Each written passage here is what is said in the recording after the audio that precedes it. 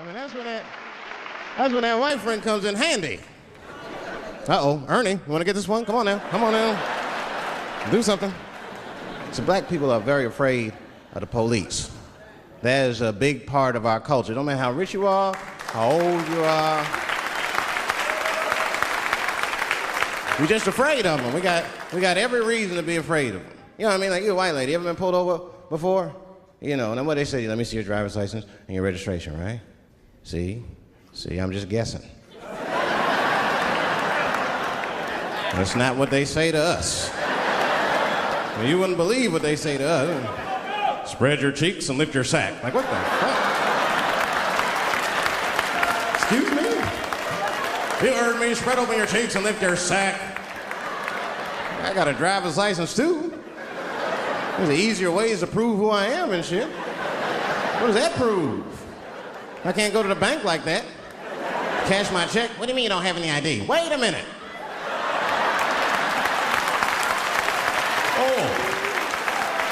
Oh, I'm sorry, Mr. Chappelle. Right this way. Why didn't you spread your cheeks in the beginning? Scared of them.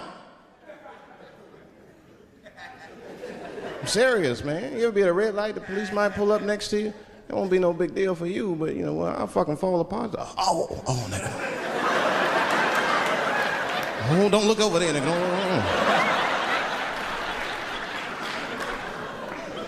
But I didn't always know that was a black thing. It took me a while to figure that out. I learned that shit in New York. I was in New York City. Now, I was hanging out with a friend of mine. He's a white guy, you know. We were just hanging out. And we were lost in the city. You know, we were smoking a joint.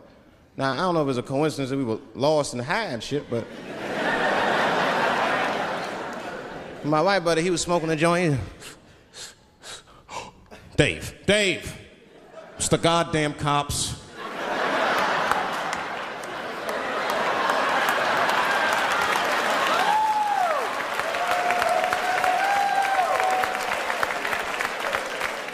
I'm gonna ask him for directions.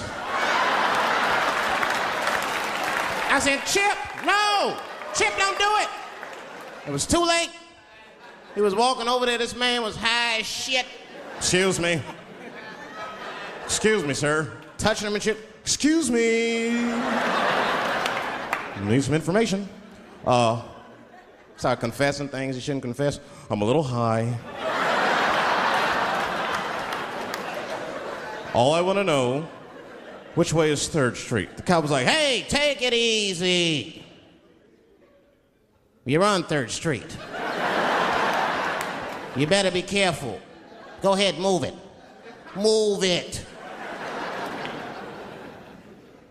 And that's all that happened. That's the end of the story. Now, I know that's not amazing to some of you, but you ask one of these black fellas, that shit is fucking incredible, isn't it? I'm sorry, a black man would never dream of talking to the police high. That's a waste of weed.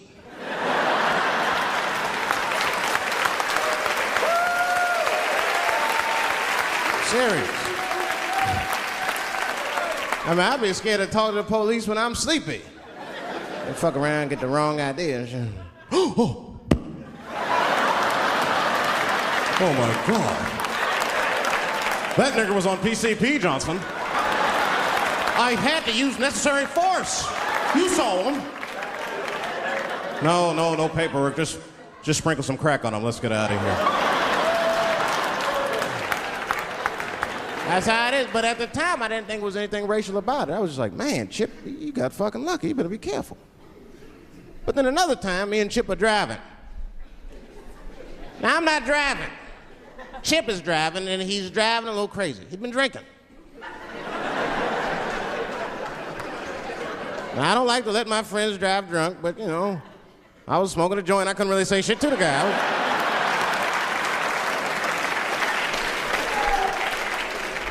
And we get at a red light. We stop at a red light, and a car pulls up next to us, and I'll never forget it. Chippy looks at me, he's all drunk, and she's like, Dave, I'm gonna race him.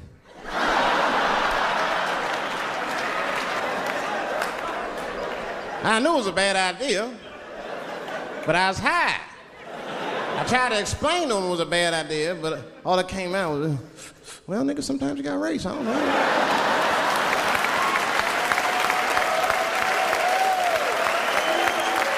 Man, that light turned green and Chip took off, zigzagging and shit so no one could pass. And the other car didn't even know he was racing.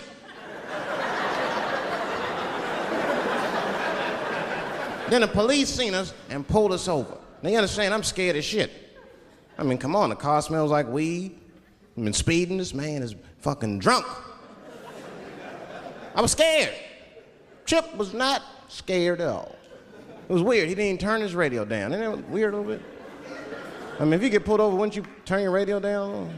Nobody want to get their ass beat to a soundtrack and shit. You know what I'm saying? Chip had the music blasting, we're not gonna take it.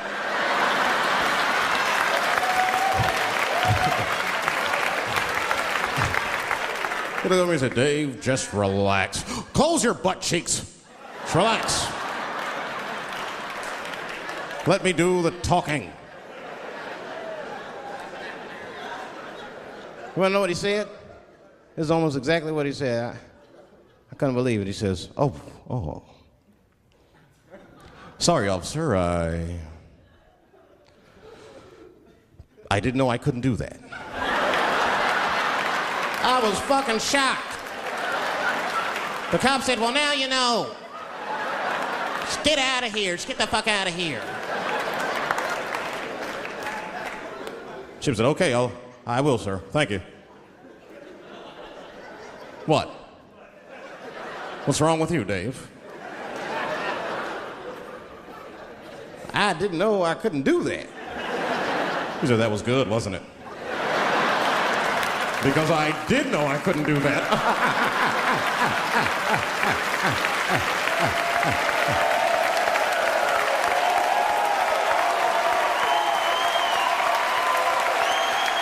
I was shocked.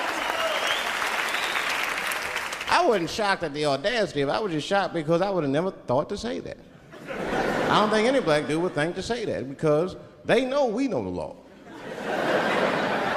Every black dude in this room is a qualified paralegal and shit. He knows the law. I mean, if one of us even start to do something wrong, an old black man will pop out of nowhere. Nigga, don't do that. That's 5 to 10. Watch out. Well, we know the laws and the penalties. Guy Chip didn't even know he couldn't race. I'm not saying I don't like police. I'm not saying that. I'm saying I'm just scared of them. Nothing wrong with that. Sometimes we want to call them too. Somebody broke into my house once. It's a good time to call them, but I don't. The house is too nice. It ain't a real nice house, but they never believe I lived it. Oh, he's still here. Oh my God. Open and shut case, Johnson. I saw this once before when I was a rookie. Apparently this nigger broke in and hung up pictures of his family everywhere. Well, let's sprinkle some crack on him and get out of here.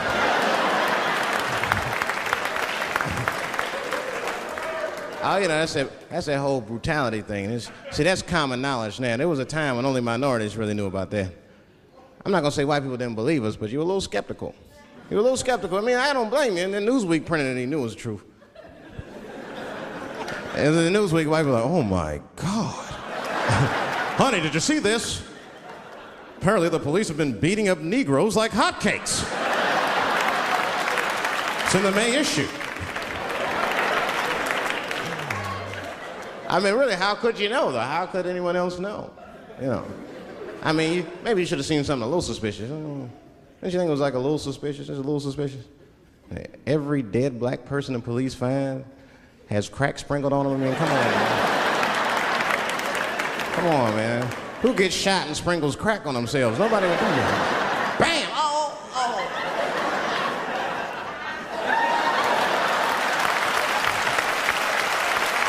I don't want to leave no mysteries.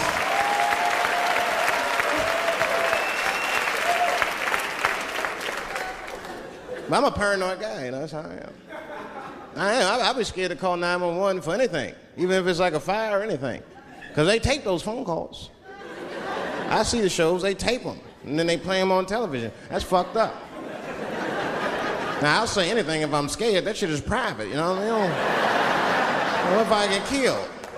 They start playing that 911 tape on the news, I'm dead, I can't explain myself to my buddies and shit. We watching the news. We have Reg Chapman on the scene. Reg, what's going on out there? It always takes a guy on the scene a minute. Hi, Bob. Hi, yes. We just got hold of a copy of Dave Chappelle's Frantic. 911 emergency call. Remember, viewers, some of this language is disturbing.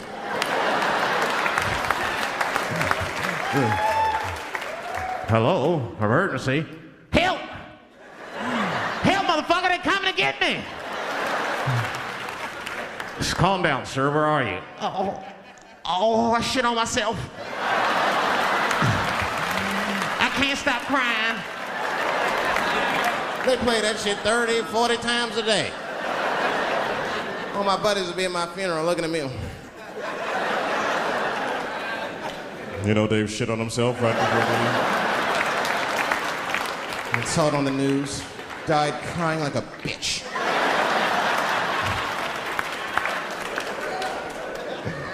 I'll be dead. I can't defend myself.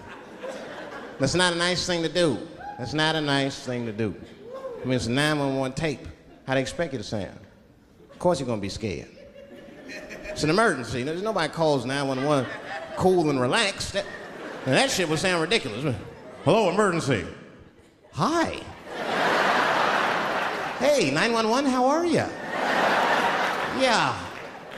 Look, there's a group of hooded white men gathering outside of my house, and it looks like they mean business. Get out here, nigger! I gotta go. You guys try and hurry.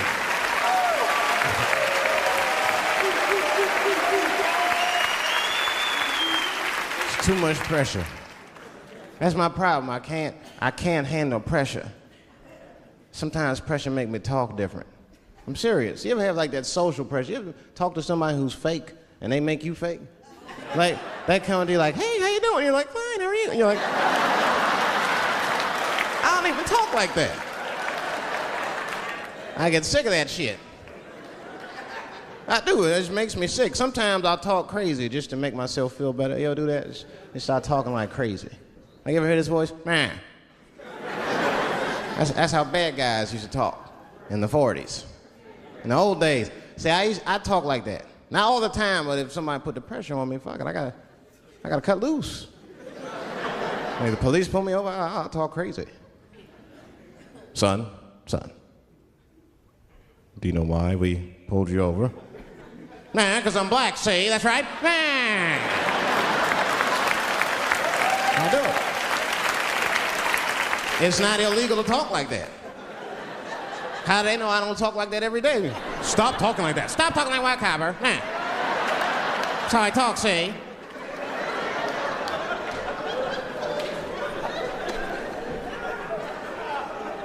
You gotta make life interesting like that, because the shit is flimsy. Life is flimsy. You think you're gonna live forever, you ain't not gonna live forever. It's dangerous out here. We know what's going on. I travel now, you know. I used to think D.C. had the roughest ghettos in the country. Nah, nigga, I have seen some shit now. Oh, there's some rough areas outside of D.C. Yeah, everybody should go to the ghetto. I was taken to the ghetto one time. That's the worst. When you get taken and you're not expecting to go. You know, usually you want to know when you go in the ghetto, like, I'm going to see some wild shit. I got to prepare myself. I'm going to see something crazy. When you're taken, it's different. I had a limousine driver. It was after a show. It was late at night. It was like 3 in the morning. I had a limousine driver. He was a nice guy, talking to me and shit. Oh, hey, where you from, dog? D.C.? Word? That's a rough city, man. And his cell phone started ringing. Hold on 1 second. Hello? Oh, what's up, nigga? What? What the fuck? Slow down. What the fuck? No! No! No! Fuck that, nigga. Fuck it. I'm on my way.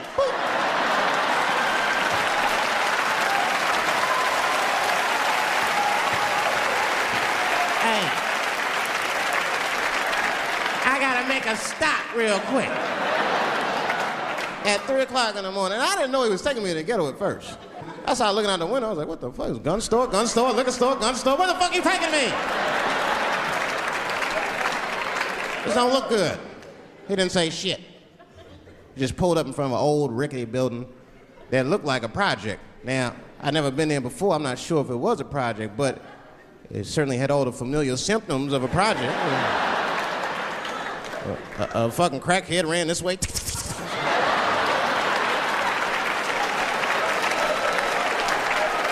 And then another one jumped out of a tree and shit. And I said, I'll be right back. And left me. Took the keys with him and just left me. At 3 o'clock in the morning, in front of a project, in a fucking limousine. This was not good.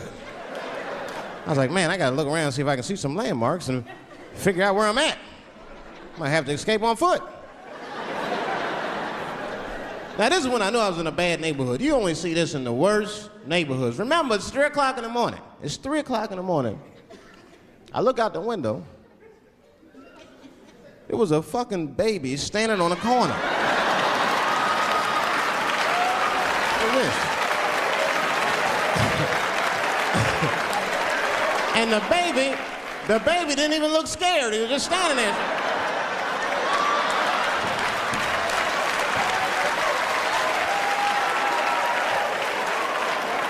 I mean, it made me sad, really. You know what I mean? Because I wanted to help the baby.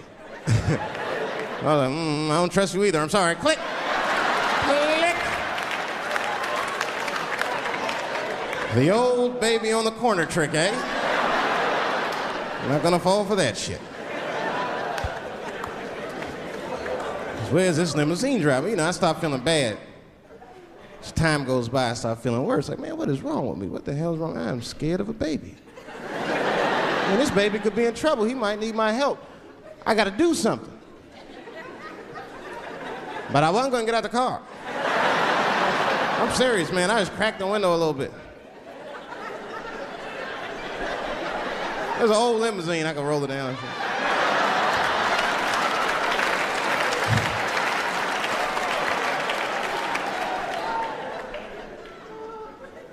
Hey, baby. Baby, go home, man. It's 3 o'clock in the morning. What the fuck are you doing up? The baby said, I'm selling weed, nigga. I said, oh, shit.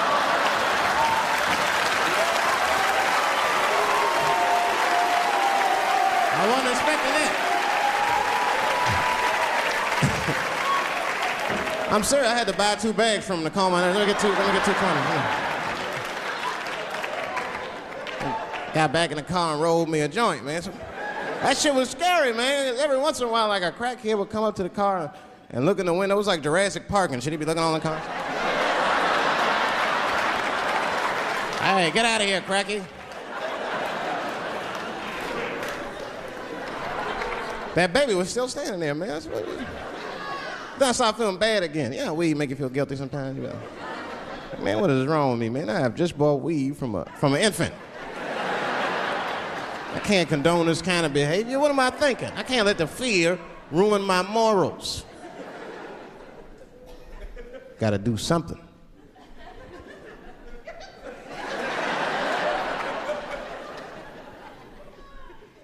Hey, baby. Stop selling weed, all right? You got your whole life ahead of you. He said, fuck you, nigga. I got kids to feed. I said, God damn.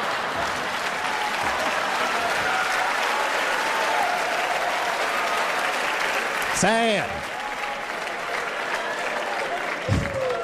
And just at that very moment, one of the crackheads was running across the street and got hit by a car.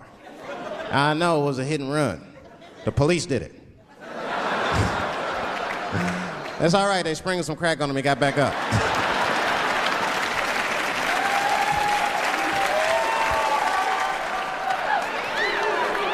Yeah, I be seeing that kind of shit, man. It's what it is. They use the TV to program us from a young age.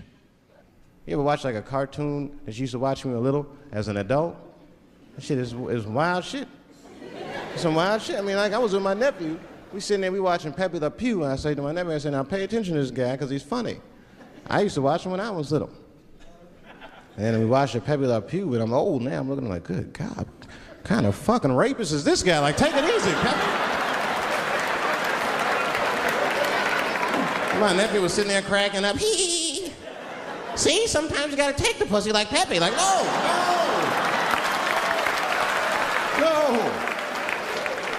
I had to turn the channel real quick. I turned on Sesame Street. I said, oh, whew, Sesame Street. This is much better because now he'll learn how to count and spell. But now I'm watching it as an adult and I realize Sesame Street teaches kids other things. It teaches kids how to judge people and label people. That's right. They got a character on there named Oscar. They treat this guy like shit the entire show. They judge him right in his face. Oscar, you are so mean. Isn't it, kids? Yeah, Oscar. You're a grouch. It's like, bitch, I live in a fucking trash can. I'm the poorest motherfucker on Sesame Street. Nobody's helping me. Then you wonder why your kids grow up and step over homeless people. Get it together, grouch. Get a job, grouch. So don't even tell me how to get to Sesame Street. That is a terrible place. I wouldn't go there if I knew the way. Who would want to live in a neighborhood like that? Fucking 6-foot pigeons walking around. And an elephant that's a junkie. Hi, bird. Yeah, that's right, Snuffy. Hi, bird, I'm sick. I need some smack, bird. The Cookie Monster with his eyes popping out his head, screaming, cookie, cookie, cookie, like, ugh. What kind of cookies are you talking about? Chocolate chips don't do that to people. And then they had the nerve to put a pimp on there. They didn't come out and say he's a pimp, but I know a pimp when I see one. They called him the Count. Had a cape and everything. You just see him pimping, bitch, where is my money? You've been late 4 times, I've been counting. How many times must I smack you before you act right? 1, 2 smacks.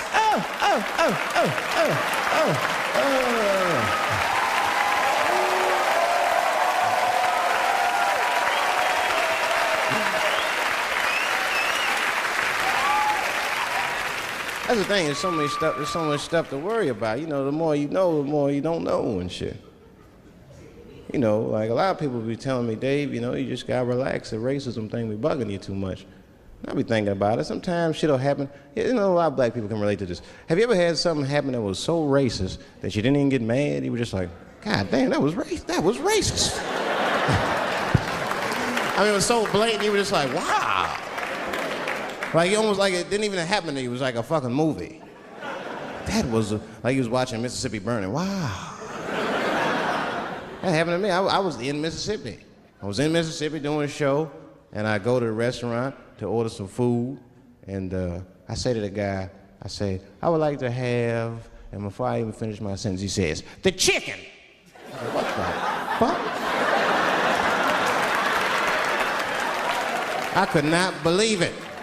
Could not believe that shit. This man was absolutely right. I said, how did he know that I was gonna get some chicken? I asked him, I said, how you know that? How'd you know I was gonna get some chicken? He looked at me like I was crazy. Come on, buddy. Come on, buddy. Now, everybody knew as soon as you walked through the goddamn door, you're gonna get some chicken. There's no secret down here that blacks and chickens are quite fond of one another. And then I finally understood what he was saying, and I got upset. I wasn't even mad, I was just upset. I wasn't ready to hear that shit. All these years, I thought I liked chicken because it was delicious. Turns out I'm genetically predisposed to liking chicken. I said, why?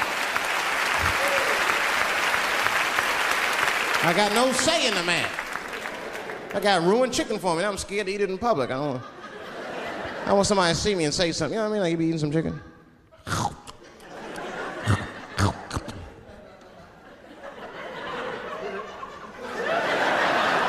Look at him. He loves it. Just like it said in the encyclopedia. Look how happy he looks.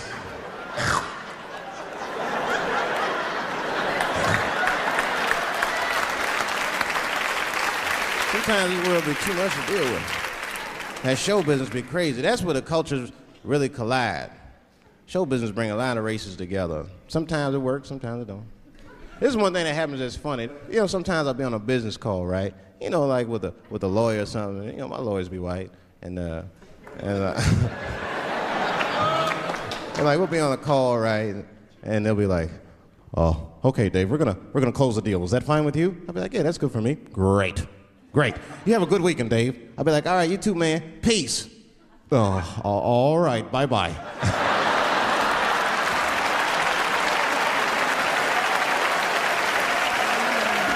I don't know what to say, right? So sometimes I'll make up shit that's not even slang, just to see how they handle it and shit. It'll be the same business go, "All right, we're gonna close the deal. Is that fine with you, Dave?" "Yeah, sounds good to me." Great. You have a good weekend, Dave. "All right, buddy. Zip it up and zip it out." Oh. All right. Zippity-doo-dah. Bye-bye.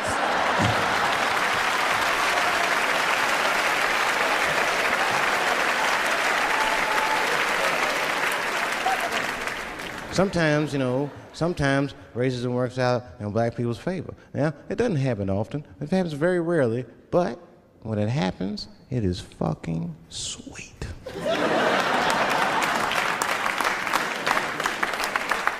I'm serious. This one time racism saved my life, man. I was on a plane. I was coming from overseas. And I don't know how this guy got a machine gun on the plane, but he stood up, man. He said, "Everybody, get on the fucking ground. Nobody look at my face." I started freaking out. Because he was Chinese. I was like, why is he talking like that?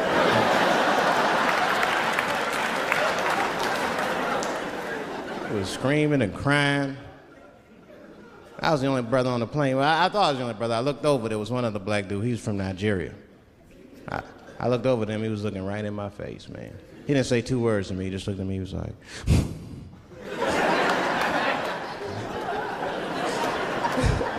He didn't need to talk, I knew just what he was talking about. I looked right back at him, I was like...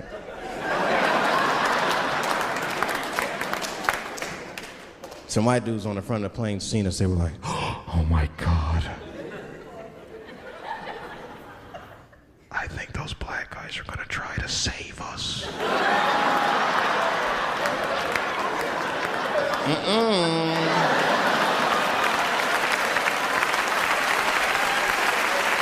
We were just communicating that we understood the situation. We were both seeing the same thing. What we understood was simple. Terrorists don't take black hostages. That's the truth. I have yet to see one of us on the news reading a hostage letter and shit. They is treating us good. We all chilling and shit. I'd like to give a shout out to Ray Ray and Big Steve and send some Newport.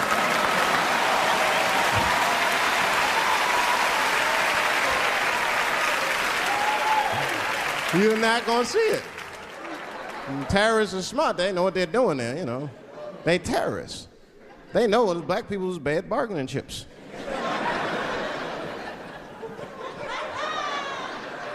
They called the White House and said, "Hello? We have got 5 black... Hello?"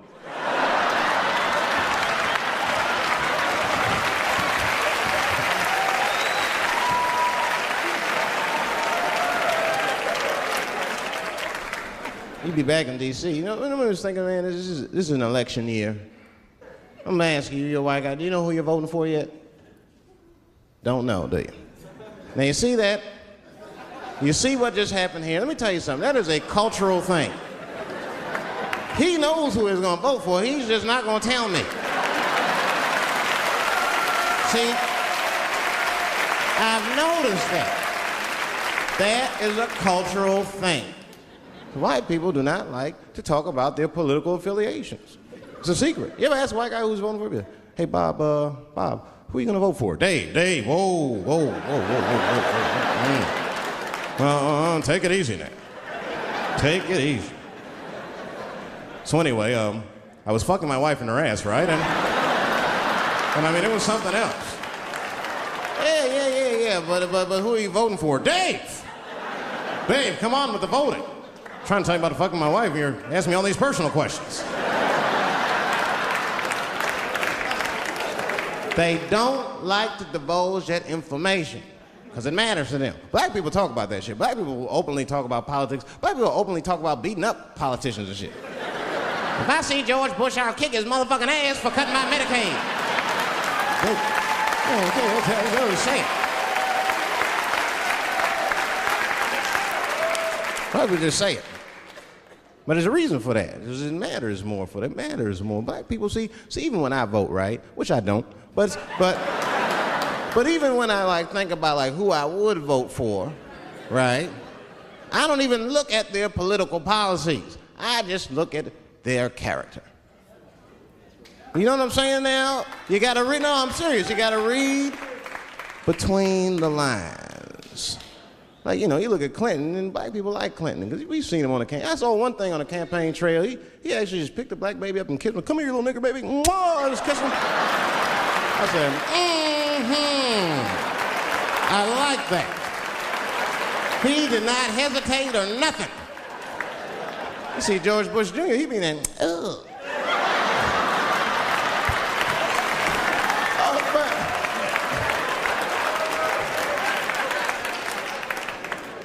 See, I'd never vote for George Bush Jr., but I don't know George Bush Jr.'s politics. The only thing I know about George Bush Jr. is that guy sniffed cocaine. That's right. Now listen, we cannot have that shit in the White House. That might be fine for a mayor, but goddamn it, not in the White House. Not in the White House. You know what I'm saying? The stakes are too high in the White House. You can't have no cokehead president. He be selling nuclear secrets for $20, $30 and shit. He'll be in meetings embarrassing America. Come on, sign the treaty, baby. I suck your dick. Like, what the? Mr. President.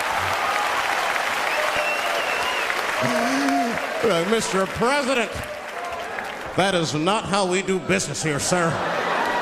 Stop sucking the ambassador's dick. No, let him finish.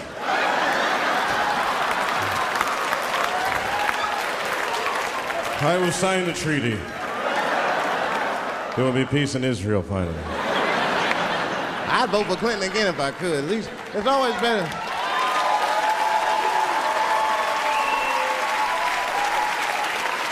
Now again, I'm not looking at his politics. Don't know what his politics are. I'm just looking at his behavior. I understand that kind of behavior. I know a lot of dudes with them shortcomings. Weed smoking fornicators, there's a lot of them. I mean, come on now, let's be honest. Let's be honest. Bill Clinton was not the first president to do what he did. Now let's think back for a minute. Remember a guy named Kennedy, John F. Kennedy? Remember him? He fucked Marilyn Monroe. Matter of fact, him and his brother Bobby fucked Marilyn Monroe. And history doesn't talk about that much. You know why history doesn't talk about that much? Because those two pages in history are stuck together. They was getting it on. They were getting it on. I seen the tapes. Remember the tapes she'd be singing on there? She'd just party, stressing them out. Happy birthday, Mr. President. Bitch, my family's here.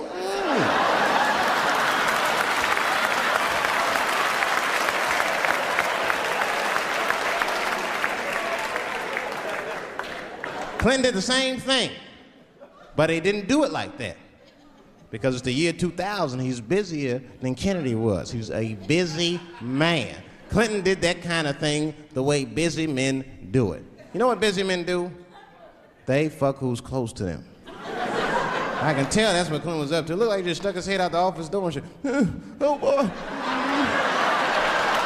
You, come here. I made my penis up for my 3:30, come on. Oh boy.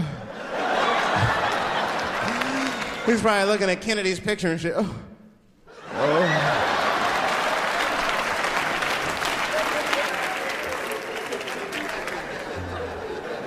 And then to top it off, he lied, which I thought that was special. I did, man. I know how he did. I've been accused of having sex with a girl I did not have sex with before, and let me tell you something, that shit is infuriating. You ever go through that? You know, it'll make you crazy. You be screaming at your best friends, I didn't touch that bitch, nigga, I'll kill you. Fuck you, nigga, I'll kill you. Please believe me. Please believe me.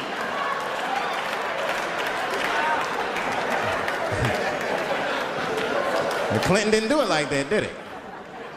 And Clinton came out of the press conference all relaxed, his shoulders all relaxed and all this trouble. It looked like he just got done fucking or something.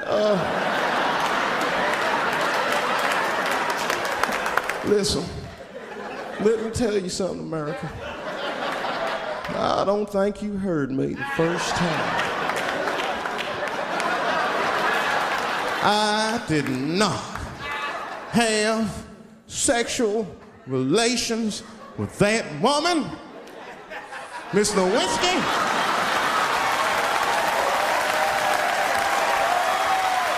You know he did it. You know he did it.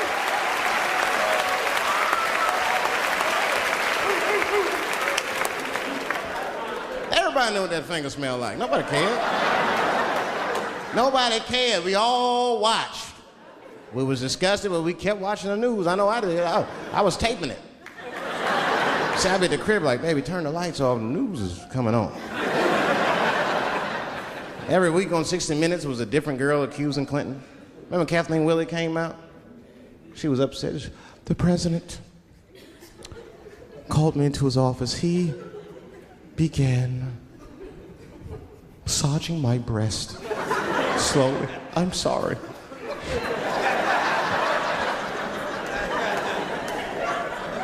And then he placed my hand on his genitals. Ed Bradley was shocked. Was he aroused? I was at home like, yeah, was he aroused?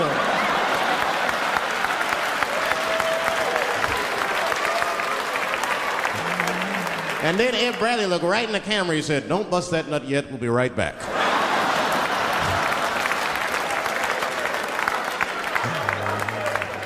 Oh, man, the news had never been so good.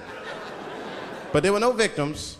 There were no victims. Only one I feel sorry for is that Lewinsky. I feel a little sorry for her. Don't y'all feel a little sorry for her at all? God damn, y'all, come on, man. Have a heart. That's a hard thing to be famous for, man. I mean, nobody want to be the most famous cocksucker of all times and shit. I feel bad for her. Not even the women feel sorry for her a little bit, ladies? Now that's jealousy. That's what that is. I mean, come on, y'all. That's one dick that girl sucked. It's gonna haunt her for the rest of her life. Long after she spent that money up, that's still gonna haunt her. And I know there's a lot of women in here with at least one dick they regret. And I bet you it wasn't a president's dick. I bet you worked at Kenny Shoes or Safeway or some shit like that. Don't go judging her. Don't go judging her. See, we gotta stop judging people. That girl was young, and she made a mistake that young girls make. She wanted to fuck a powerful man, period. That's as far as she thought it through. She wasn't thinking about how powerful the president was. She didn't have no wisdom. An older woman would have helped everybody. An older woman would have been in there, you know, you should lower taxes. You know what I'm saying? An older woman would have sucked us into utopia. The last thing I'm going to say about it is this, that he is a famous man. I have dreamt of being famous, but I never dreamt of being that famous. I never understood how famous a president was, but imagine if somebody could suck your dick and then they're famous. You understand what I'm saying? That's crazy. That's crazy. I mean, no guy ever thought of that. There's nobody with a pickup line that good and shit. They suck my dick, there's a future in it. What? Oh, that's it now. Get out there and be somebody. Go write a book. You're a qualified author now. Go write a book. I said, I'm in the wrong business. I should be the president. Shit, I'm in the wrong business.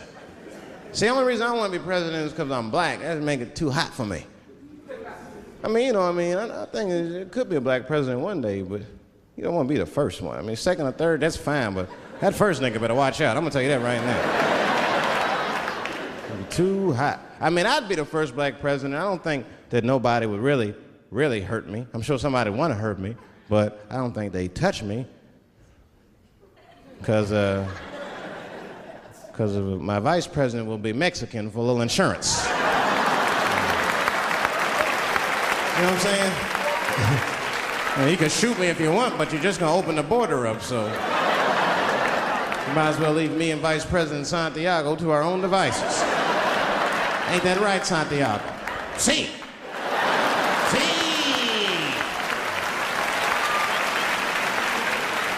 Elian can stay. Don't worry, I don't got no Elian jokes. All I'll say about Elian is thank God he's Cuban. Because if he was Haitian, you'd have never heard about his ass.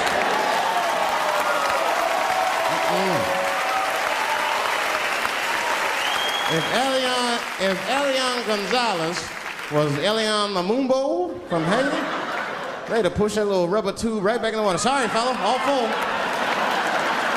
Good luck. The only thing in our society that bothers me the most is the way that men and women don't get along no more.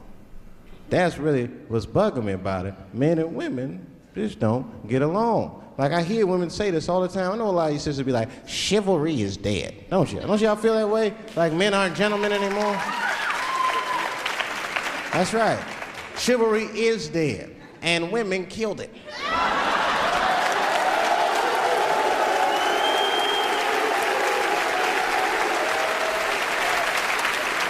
There's a fundamental difference in the way we're going to see things. We're not going to see eye to eye on this issue. We're just not. Our tests in life are different. A woman's test in life is material. A man's test in life is a woman. Now, by test, I mean that those are the things that we desire. Men have nice cars. Not because they like nice cars, because they know women like nice cars. That's how it goes. Because men are hunters, and the car is the bait. And a woman comes and says, ooh, nice Porsche. Gotcha, bitch. That's how it is. That's true.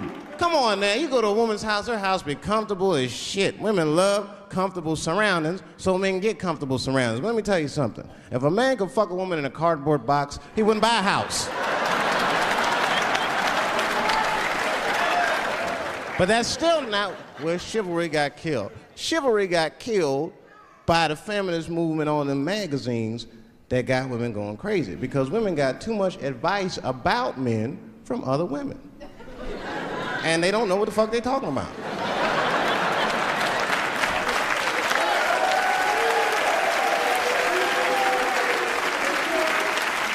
And it's true. I see this shit in the magazines. I don't read them, but I be seeing the cover. I be in the grocery store, fellas, you look at one of the magazines like, what is this? And they say on the cover, 100 Ways to Please Your Man by some lady. Get out of here. Ain't no 100 ways. This is sports. Son, make something say.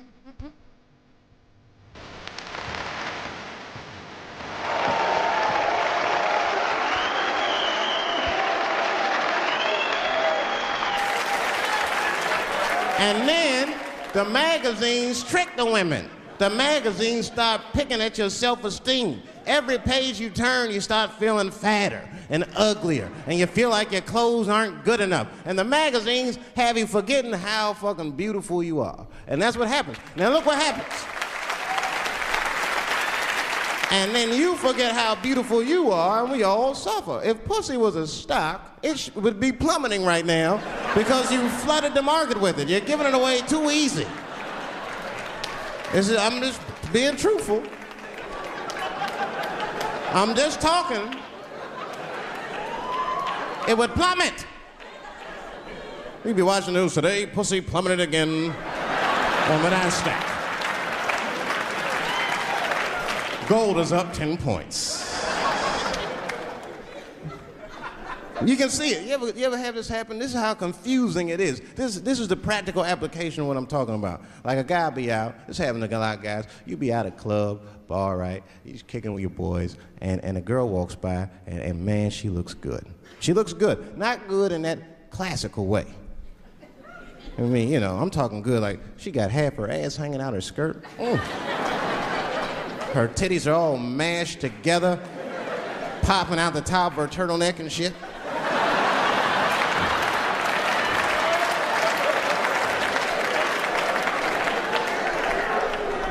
And you with your buddies, right? You with your buddies, you got a couple drinks in you, and you see a girl like this, you might try to talk to her. This might not come out right. I don't know what you say, but damn, look at them titties! Right? The girl gets mad at you. Oh, wait a minute. Just because I'm dressed this way does not make me a whore.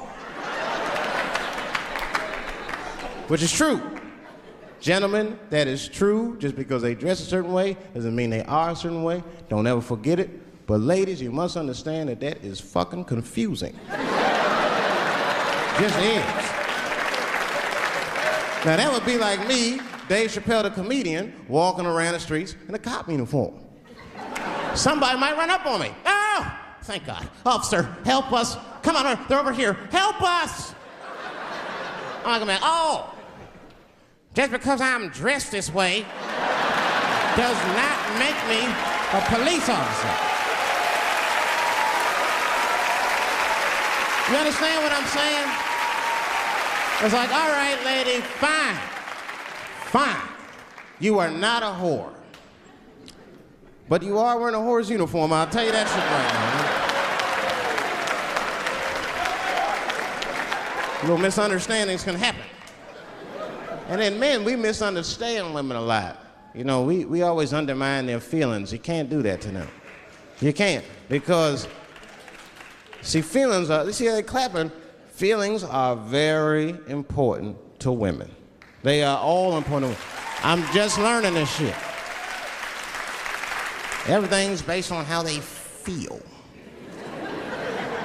You can hear when they tell stories. You ever hear a man tell a story, it'd be just facts. Who, what, when, where, why.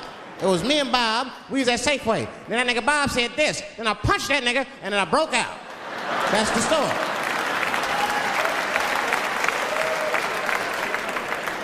That's the story. Women tell stories, all these feelings. Well, first of all, you have to understand, I was on my period, and I just talked to my mother, so I was feeling like, God damn, there's too many feelings. What the fuck happened? Get to it. But I gotta talk about them. Gotta talk about them. That's how they always get me. I'll be sitting there watching TV, chilling and shit. My old lady come up to me. David, we need to talk. Fuck! I don't say that out loud. That's how I feel inside. Because I know every time we need to talk about some shit that I gotta do. We don't ever have to talk about anything she needs to do.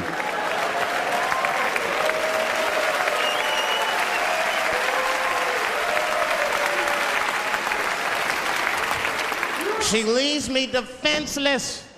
I have to do what I have to do. David, we need to talk.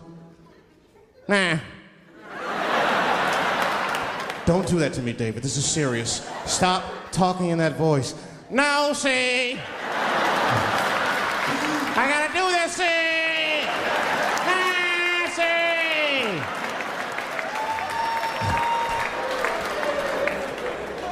I complain, but I'm happy I'm with somebody. I don't want to be single. I don't like that. Sometimes you go to them single clubs, you see too much. I was on the road, one club, and I seen a thing they call a thong contest.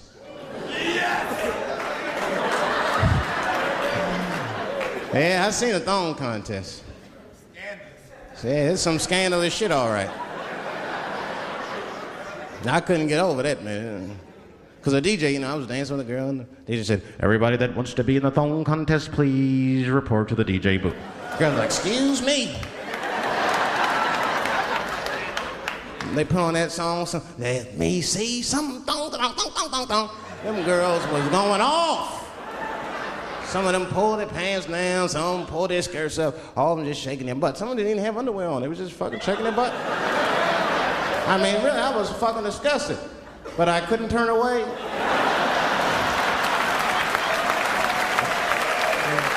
But no, please, for the squeamish, just plug your ears. All right, one of the girls, you get so into it, there's no cops around, right? But she actually, I'm sorry to tell y'all this, she spreads her butt cheeks open. She spreads her butt cheeks open in the middle of a crowded disco, right? I was disgusted because I was like 10 yards away from her. I was like, oh my God.